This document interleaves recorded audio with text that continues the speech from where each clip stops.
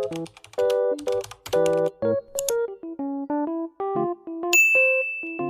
teman-teman, selamat datang di channel YouTube kami. Kami dari Universitas Timor, Program Studi Administrasi Negara, Fakultas Ilmu Sosial dan Politik. Kami dari kelompok 6 ingin mempresentasikan hasil diskusi kelompok kami dengan judul materi Teori Pasca Ketergantungan dengan dosen pengampu Bapak Dimas Agustian, SOS MSI.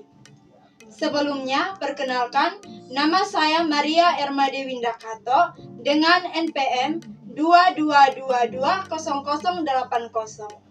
Saya Cecilia Sonita Uluf dengan NPM 22210011. Saya Antonia Jindriana Manu dengan NPM 22220052. Saya Marian Cina Abuk dengan NPM 22220064. Saya Petrus Matias da Silva dengan NPM 22220059. Selamat menyaksikan. Teori pasca ketergantungan. Teori pasca ketergantungan adalah salah satu teori yang dapat dikatakan sebagai teori lanjutan. Jadi, kenapa adanya teori pasca ketergantungan? Karena beberapa ahli banyak yang tidak setuju dengan teori ketergantungan. Adapun teori ketergantungan itu sudah dijelaskan oleh kelompok sebelumnya.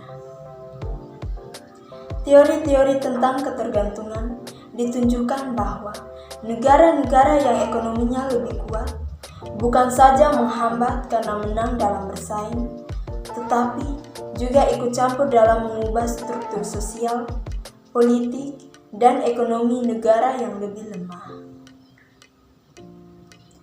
Teori ketergantungan itu adalah teori yang menganut dia bergantung pada ekonomi orang lain, sehingga yang kuat akan menang, yang lemah akan kalah. Teori pasca ketergantungan ini akan membahas tentang teori-teori yang menghambat atau teori saingan dengan teori ketergantungan, tapi juga ikut campur dalam mengubah status sosial, politik, dan ekonomi yang lebih lemah. Kemudian mengenai teori-teori kubu non-marxis yang mencoba mengatasi kelemahan-kelemahan pada tiap ketentuan, yaitu salah satunya teori liberal yang akan dijelaskan oleh teman saya.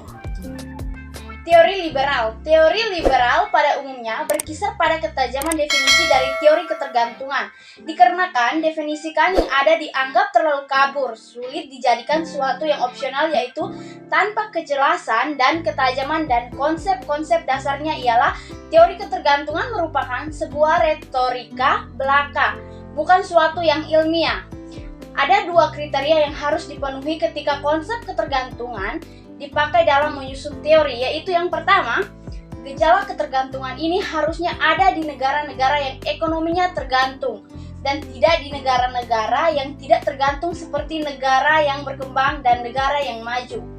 Yang kedua, gejala ini mempengaruhi berkembangnya dan pola pembangunan di negara-negara yang bergantung. Teori Bill Warren. Inti dari teori ini adalah bahwa dalam kenyataannya negara-negara yang tergantung menunjukkan kemajuan dalam pertumbuhan ekonomi dan proses industrialisasi. Bahkan kemajuan ini menunjukkan bahwa negara-negara yang tergantung ini sedang mengarah pada pembangunan yang mandiri. Dengan demikian, yang ditolak bukan saja tentang tesis Rank, pembangunan keterbelakangan, tetapi tesis Cardoso dan Evans tentang Associated Dependent Development dan pembangunan dalam keterbelakangan. Untuk mendukung pernyataan ini, Warren menunjukkan data-data yang memperlihatkan bahwa setelah Perang Dunia Kedua, anggapan adanya keterbelakangan di negara-negara pinggiran hanya merupakan ilusi belaka. Ada 6 pokok yang dibahas, yaitu masalah PNB per kapita, 2 masalah kesenjangan sosial, 3 masalah marginalisasi di mana orang yang tersingkir dari lapangan pekerjaannya, 4 masalah produksi yang diarahkan pada barang-barang mewah, bukan barang-barang pada kebutuhan pokok, 5 masalah industrialisasi, 6 masalah kapitalisme. 3. Teori artikulasi. Munculnya teori artikulasi sama dengan munculnya teori Warren, yakni ketidakpuasan terhadap teori ketergantungan karena menghadapi kenyataan bahwa pembangunan dan industrialisasi memang terjadi di negara-negara terbelakang. Teori ini bertitik tolak dari konsep formasi sosial. Dalam Marxisme dikenal konsep cara produksi atau mode of production. Misalnya, teori artikulasi bermula dikembangkan oleh para antropolog Prancis, Claude Melassault dan Pierre Pellepere. Disebut juga sebagai teori yang memakai pendekatan cara produksi. Pada teori ini, persoalan keterbelakangan dilihat dalam lingkungan proses produksi. 4. Emmanuel Wallerstein, teori sistem dunia. Munculnya Wallerstein dengan teori sistem dunianya juga merupakan reaksi terhadap teori ketergantungan. Sama dengan teori-teori sebelumnya, teori sistem dunia ini sebenarnya sangat sederhana karena beranggapan bahwa dulu itu dunia dikuasai oleh sistem-sistem kecil atau sistem mini dalam bentuk kerajaan atau bentuk pemerintahan lainnya.